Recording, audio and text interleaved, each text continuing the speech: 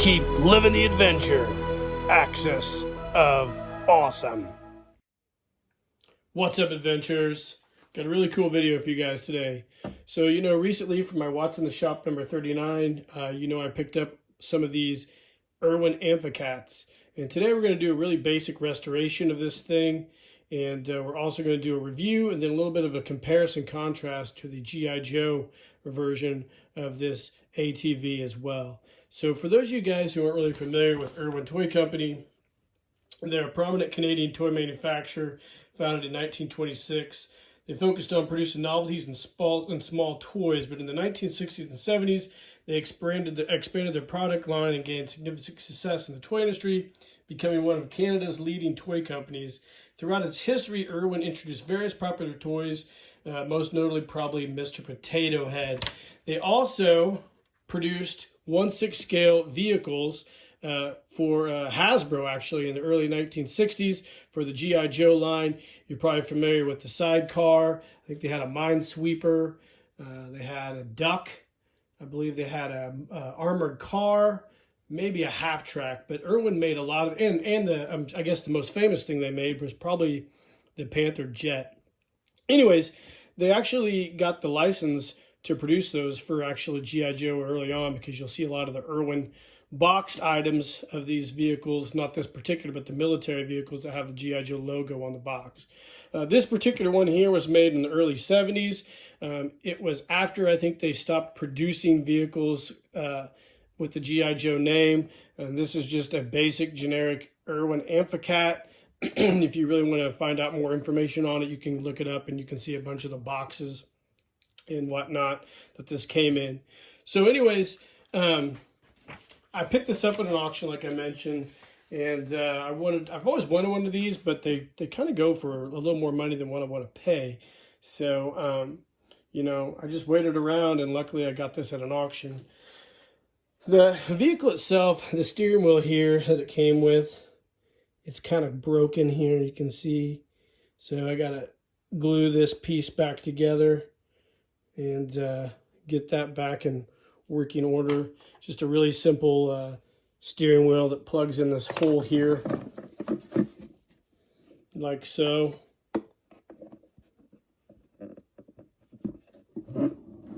It's not going in very well, but anyways, you guys get the idea.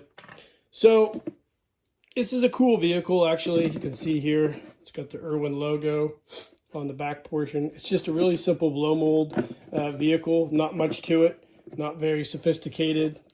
And what we plan on doing is I'm going to take these decals off because they're about shot. You can see we have the one here, two on the side. I have created brand new decals. They're not going to be just like these, but they're going to be very similar.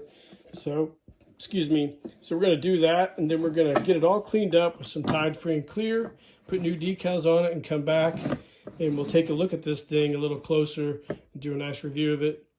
And then we'll compare it to the G.I. Joe ATV. So let's get this all cleaned up and come back and take a look at it and then get some new decals on it. All right, guys, welcome back. So we're going to take these decals off. You can see these decals, they tend to stick to the body on these. So what I like to do is I get a little bit of Goo Gone, and I have an old sock here. Just kind of soak that down. Just kind of rub it all over the decals. Don't be afraid to get a little liberal with it. Just let that kind of sit, marinate in this Goo Gone. And probably do this a couple times and then let it sit overnight. And usually these things come right off once you get a little Goo Gone on them and get them all coated up. It's kind of what I do with my Shogun Warrior decals. I have to take off the old ones. This is a very similar type of plastic, just blow mold plastic, so you're not really going to damage anything. It's extremely durable. So yeah, let's take these old decals off, and then we'll clean it up really good, and then we'll take a look at some decals we're going to put on it. So stay tuned. All right, gang, welcome back. So we've got the Amphicat all cleaned up, decals removed. Looks really, really good. So now let's put some decals on it. I actually made these decals with my MacBook, just using different shapes and font on Microsoft PowerPoint. It's an old version of PowerPoint on my Mac, and I just created some cool decals that I can use here. So we've got some water, and we're gonna go ahead and put these decals on this thing and see how it looks.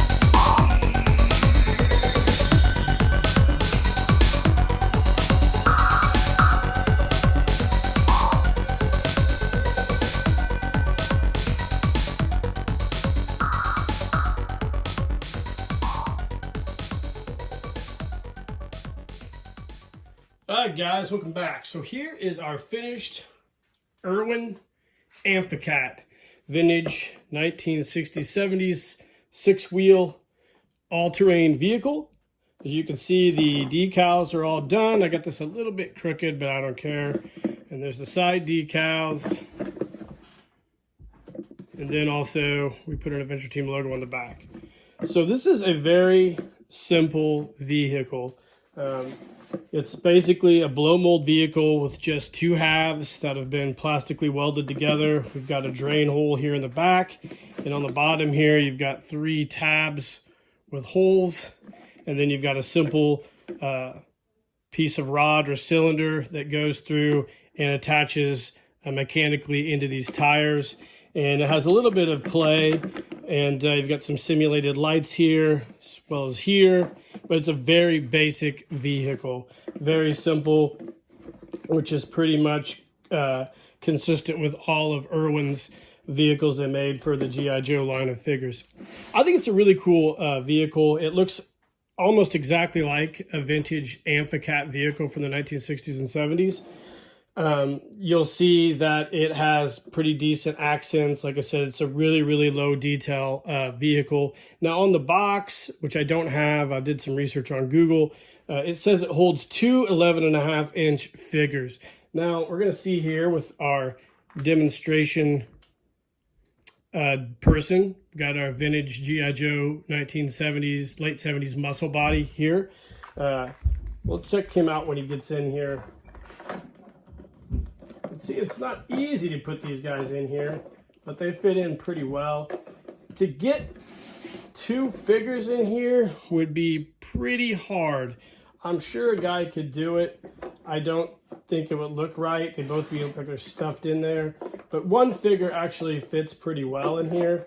They don't sit super well on the seats, but you can see it looks pretty cool. You get him on the steering wheel. And let's get him going here. get him on the steering wheel, and Joe looks like he's pretty comfortable in this little Amphicat. So yeah, it's not a bad vehicle. It's pretty neat. I'm glad I have it now. I've always wanted one of these. It's a really basic, simple vehicle. It's probably super durable given the blow mold plastic. But yeah, I'm glad we have it. Now, a lot of the ones I've seen don't have the steering wheels. I have two, but I only have one steering wheel. So I'm either going to reach out to Chris at Red Venom Repros, who makes a lot of Irwin replacement stuff, and see if he can, if I send him the steering wheel, if he'll mold me one, he'll have it for his catalog as well. Or I'll try to mold and cast myself one. I don't really know. It's not really something that's big on my list of things to complete right now. So let's go ahead and let's take Joe out of here. Try not to lose his feet. We'll set Joe over here to the side. And let's do a little compare and contrast. So we'll put this 1960s, 70s Irwin Amphicat up against its contemporary, the G.I. Joe ATV. So you can see right off the bat, they're fairly similar in size. The ATV is a little more bigger. It's a little more robust. It's made of a harder plastic, obviously easily breakable. This is extremely durable, though. I'm not saying this is easy to break, but you know, there are portions of this that will break off. This is one of my vintage ones, one of my original ones I had from a kid. It's got the original decal on it. I added a Patches of Pride decal here, but it has had one of the control levers broken off, and I've repaired it with a peg. And you can see they're very similar, but also very different. The tires are a little bit different. This one has a more robust suspension. It's a little more all-terrainy, if you will. They both are amphibious, but where this one has the figure sitting in a really basic seat, this one has the figure that sits down in a separately molded piece of plastic. And you can see when you put Joe in his signature vehicle, he looks a lot different. He doesn't sit as high up off the ground as he does in this vehicle. Obviously, the cargo areas are extremely different as well. The G.I. Joe ATV has a deep cargo area, which allows you to put in all his equipment.